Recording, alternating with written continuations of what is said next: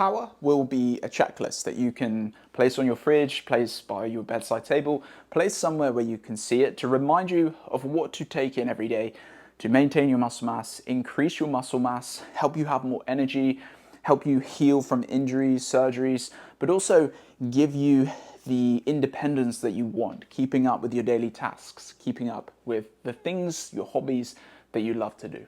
So the word is power, starting with P, that's tapping into protein with every meal or snack. And as a general guideline, as a general rule, think about with each main meal, let's say you do breakfast, lunch, and dinner, that will be one portion. Let's give a guideline of the size of your hand would be one portion. So for example, if I was to have lunch, I would have, what is this? Chicken breast. I would have one portion of chicken breast with maybe some healthy fats with avocado.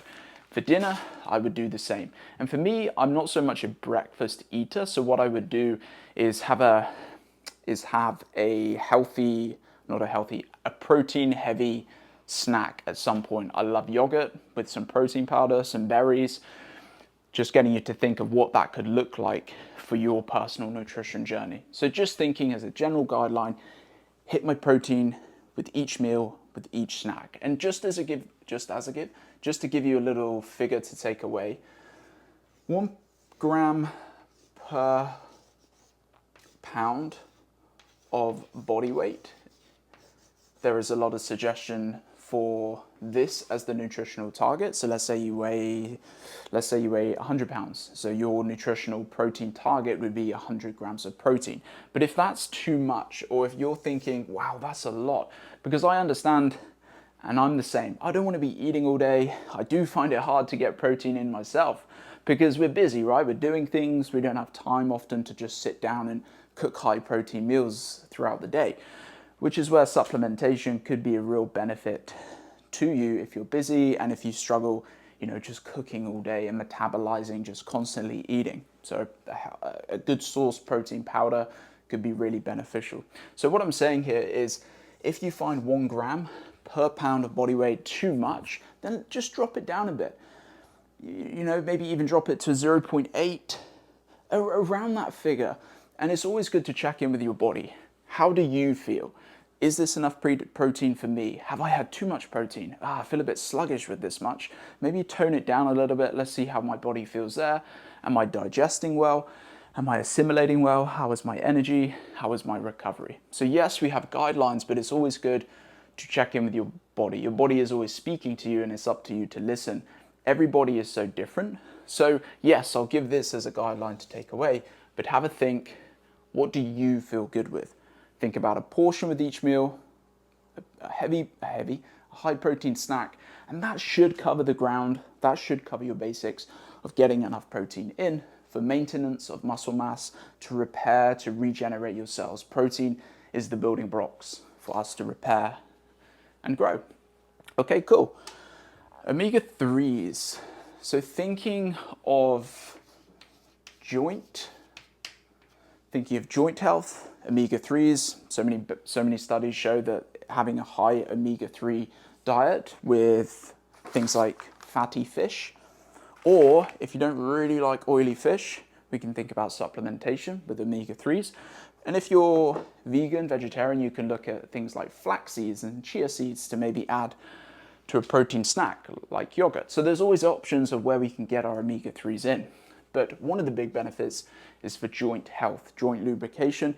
If you have arthritis, if you find you have joint pain, joint discomfort, omega-3s, really, really beneficial for that. But also I'm just going to put FLAM, anti-inflammatory properties. Once again, very good if you have injuries, very good if you have arthritis, but also just general health. Bringing inflammation down is really important. A lot of things can cause inflammation, from injuries to stress to many, many other things. So if we can increase our anti-inflammatory properties from the food that we eat, that's going to be a really good idea. And within that is immune system as well. So omega-3 is very, very good for the immune system. And it doesn't have to be, consuming this all day. I have 2 portions of oily fish every week. So twice a week I will have oily fish just to cover the omega-3s. I don't supplement. I'll have some flax seeds maybe in yogurt, but I don't overdo it. It's not so much protein where you have to, you know, be thinking a bit more diligent of getting your protein in. Omega-3s, you don't have to get it in every single day because, you know, a good thing can be, what's the phrase? Too much of a good thing can be a bad thing. You know what I'm trying to say. So you don't need to flood your body with the omega-3s. Just try and cover the basics, you know, 2 to 3 times per week would be really great. Cool, moving on to water. Hydration. Hydration is amazing for your joints, joint lubrication. Your joints are like storage sites for water. And I don't know if you find this, if you've ever had an injury or you're dehydrated in general, your joints feel as if they're sticky and as if they're more aggravated. This is because our joints, just like a sponge needs water, our joints need water for lubrication. So think about water throughout the day. And an easy way to do this, if you do struggle with your water intake, is to chunk it with something you already do. So if you're having your main meals, why not just chunk it, stack it, that's the better word. Stack it with some water. This way you don't have to remember individually, oh, I need to do water. This way you're already doing something, so why not just pair it? It's an easy way to remember it, basically. Another way you can do it is set little triggers throughout the day. Every hour, every 2 hours, set alarms on your phone, have some water, hydrate.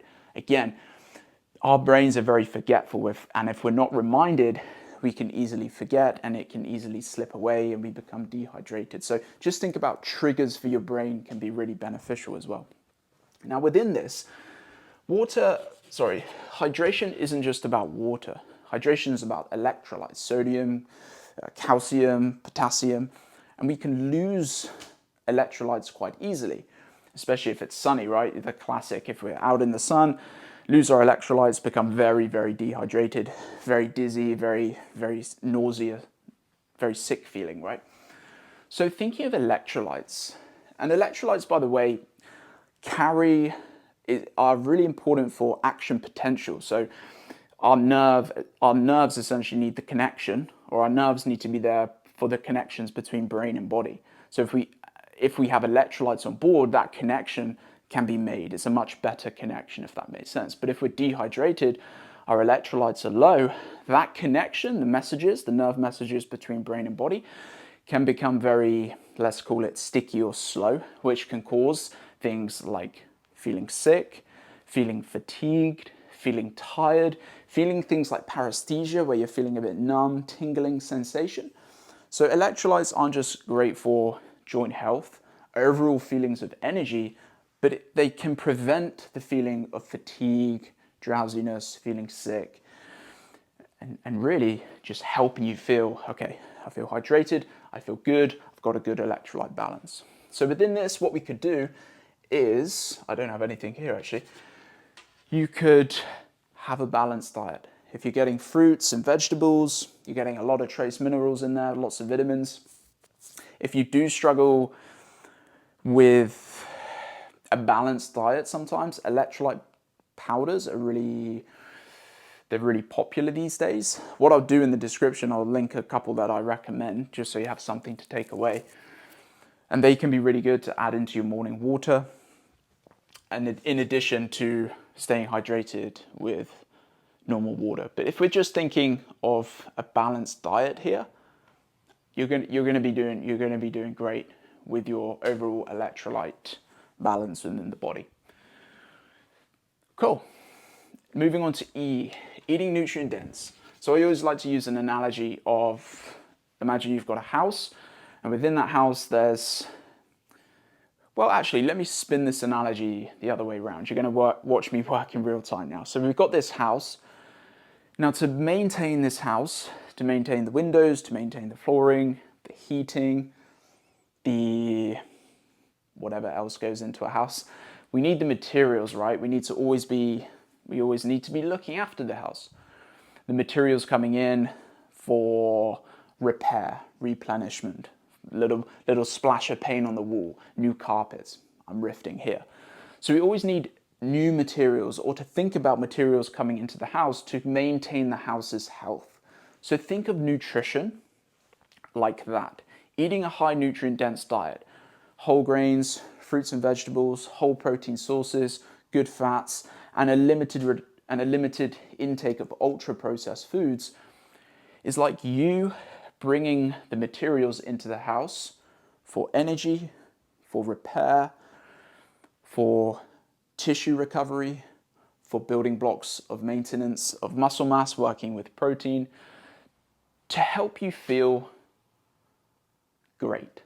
We often forget that one of the biggest purposes of nutrition isn't so much of building muscle or even repairing our injuries. It's to actually make us feel vital and alert and energized and independent and feeling great in our day to day.